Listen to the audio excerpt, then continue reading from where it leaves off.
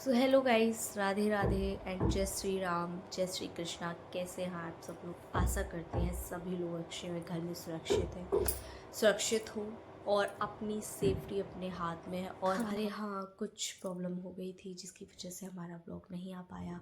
सो हमारे एक भैया थे जो कि मतलब ड्रिंक वगैरह करते थे और आज उनकी बस छोटी सी गलती आज उनकी जान के साथ खिलवाड़ कर गई।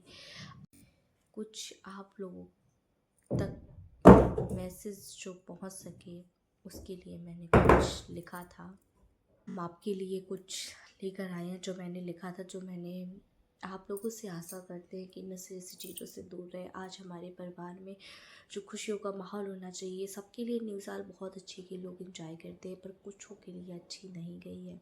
आशा करते हैं ज़िंदगी में दुखों का पहाड़ टूट गया और ये मैंने अपने बहुत ही करीबियों को खोते देखा है, अपनों से दूर जाते देखा है।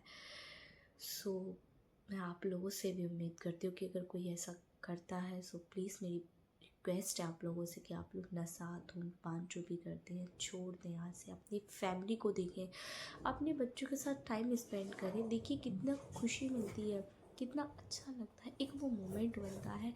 आप अपनी वाइफ अपने बच्चों के साथ जब टाइम स्पेंड करें तो एक यादगार पल बन जाता है जो हम ज़िंदगी भर याद रखते हैं।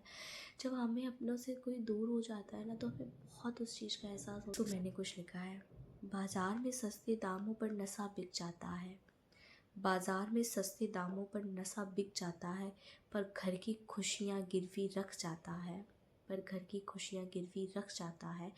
एक आदमी की आदत नहीं टूटती साहब, पूरा परिवार हर रोज़ टूट जाता है। ये कहावत बिल्कुल सही है।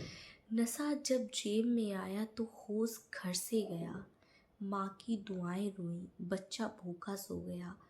एक बोतल की कीमत क्या जानो तुम, उसने पूरे परिवार का सुकून ले लिया।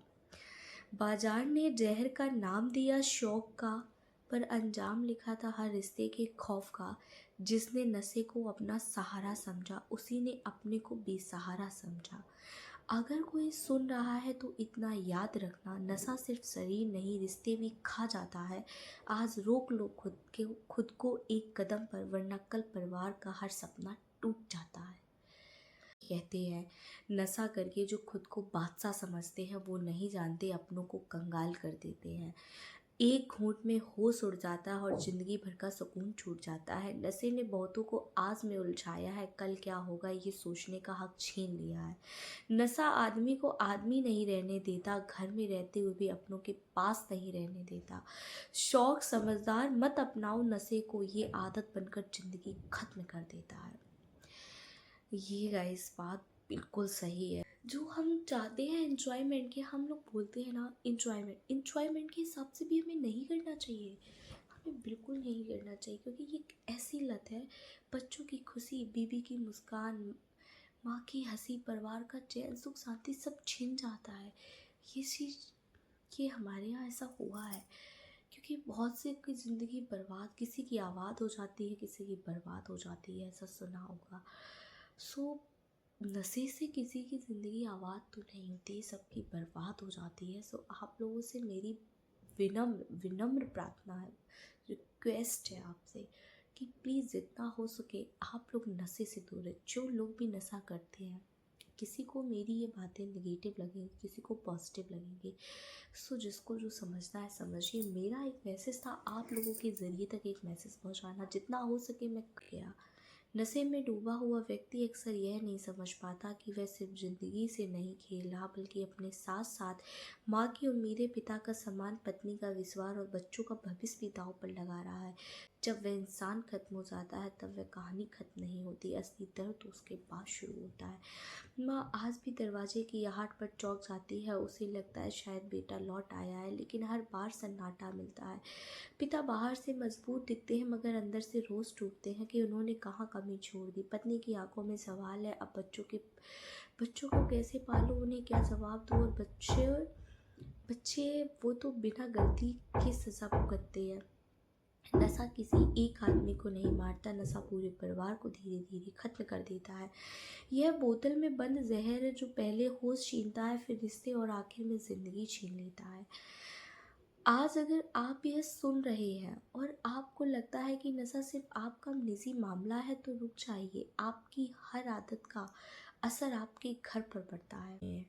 मेरे बहुत करीबी इंसान को हम सब ने खो दिया है। हम सब के दिलों पे राज करने वाले, एक तरह से हमारे सबसे बड़े भाई, हमारी बुआ जी के बेटे जो ड्रिंक करते थे, सो उनका अंदर ही लिवर वगैरह सब डैमेज हो गया था। तो उस वजह से 2 तारीख को वो लखनऊ में एडमिट हुए और 3 तारीख को, हाँ 2 को ही वो शाम को 5 बजे खबर आ गई, वो ख़त्म हो गए।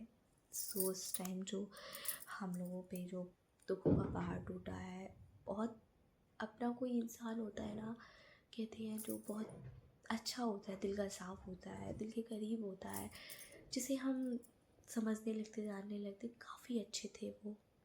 और मैं ये बनाना तो नहीं चाहती थी, पर आप लोगों के ज़रिए एक मैसेज पहुंचाना भी चाहती हूँ। वो बुरे इंसान थे, ना ही उनकी नीयत ख़राब थी। उनके भी सपने थे, उनका भी परिवार था, हंसी थी ज़िंदगी थी, गुलजार थी। लेकिन नशा धीरे धीरे इंसान को तोड़ देता है, खामोशी से घर उजाड़ देता है। तब बहुत देर हो चुकी होती है। उस दिन सिर्फ एक इंसान नहीं गया, उस दिन एक माँ की गोद सोने हो गई, एक परिवार की हंसी खामोश हो गई और हम सब अंदर से टूट गए।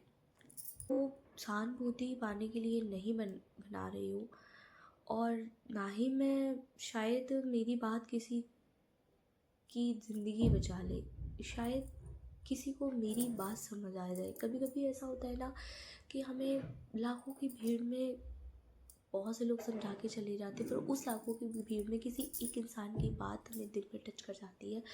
सो आज मेरा ये वीडियो बनाने का मतलब भी यही है कि शायद इस लाखों की भीड़ में शायद मेरी बात आप लोगों को टच कर जाए, तो शायद आप लोग मेरी बात को समझे, माने, और लोग नशे से दूर रहिए जितना हो सके। सो आप लोगों के लिए ही आज मैंने ये वीडियो फिर बनाई है। हम लोगों पे जो बीती है, आप लोग मुझे सहानुभूति दें, वो और मेरा सिर्फ एक मोटिव था जो आप लोग तक एक मैसेज पहुंचाना। सो जो हम लोगों पे हुआ गुजरी है, वो हम लोग ही झेल सकते हैं, जिस पे बीती है वही जानता है। इसलिए कोई मुझे गलत कमेंट ना करे, दिल में ये बात टच हो जाए। जैसा कि मैंने कहा कि लाखों की भीड़ में कोई एक ऐसा इंसान होता है जो हमें कुछ बता देता है, तो उसकी बात हमें यहाँ टच हो जाती है। शायद किसी के कहने से हमारी ज़िंदगी संवर जाती, शायद मेरे कहने से शायद किसी की ज़िंदगी संवर जाए, किसी का परिवार बच जाए। बहुत से लोगों ने देखा कि काफ़ी जगह से वीडियो आ रही है कि न्यू ईयर पे लोगों ने नशे की हालत में। सो गाइस, आप लोगों को मेरी बात ज़रूर बुरी लगेगी, पर ऐसा नहीं करना चाहिए। अगर हमें इन्जॉयमेंट करना चाहिए, अगर हम न्यू ईयर सेलिब्रेट करते हैं, तो हमें मंदिर जाना चाहिए, हमें अपनों के साथ टाइम स्पेंड करना चाहिए, अपने घर में इन्जॉयमेंट करना चाहिए, अपने घर में सेलिब्रेशन करना चाहिए।